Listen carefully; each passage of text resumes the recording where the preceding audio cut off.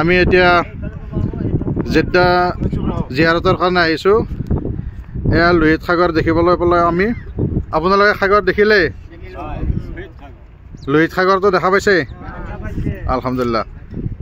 আমাৰ জেদ্দা জিয়াৰত হৈ আছে আজি, গতিকে জেদ্দা জিয়াৰতত আমি প্ৰথমতে আমি লোহিত সাগৰ জিয়াৰত কৰিলোঁ, দৰ্শন কৰিলোঁ। ইয়াৰ পিছত আমি এতিয়া অন্য জিয়াৰত জাতলৈ যাম।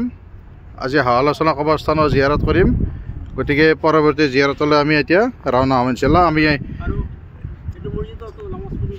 আমি এইটো মছজিদত, জিদ্দাৰে এটা মছজিদ হয়, এই সাগৰৰ পাৰতে সংলগ্ন হৈ আছে। এই মছজিদত আমি আসৰৰ 2 ৰাকাত কছৰৰ নামাজ পঢ়িলোঁ আলহামদুলিল্লাহ। আপোনালোক সকলোৱে নামাজটো আদায় কৰিলে নহয়? এনে জিয়াৰতবিলাক কেনেকুৱা লাগিছে? আমাৰ ছাৰ্ভিচটো কেনেকুৱা লাগিছে আপোনালোকৰ? হোটেল থাকা খোৱা লোৱা আলহামদুলিল্লাহ না? ঠিক আছে। এনেদৰে আমাক তৈয়বা টুৰ এণ্ড ট্ৰেভেলছৰ অধীনত অহা হাজীসকলক যাতে ভৱিষ্যতলৈ সেৱাবিলাক ভালদৰে আগবঢ়াই যাব পাৰে, তাৰ কাৰণে আপোনালোকে আমাৰ কাৰণে দোৱা কৰিব, নিজৰ কাৰণে কৰিব ইনশাআল্লাহ।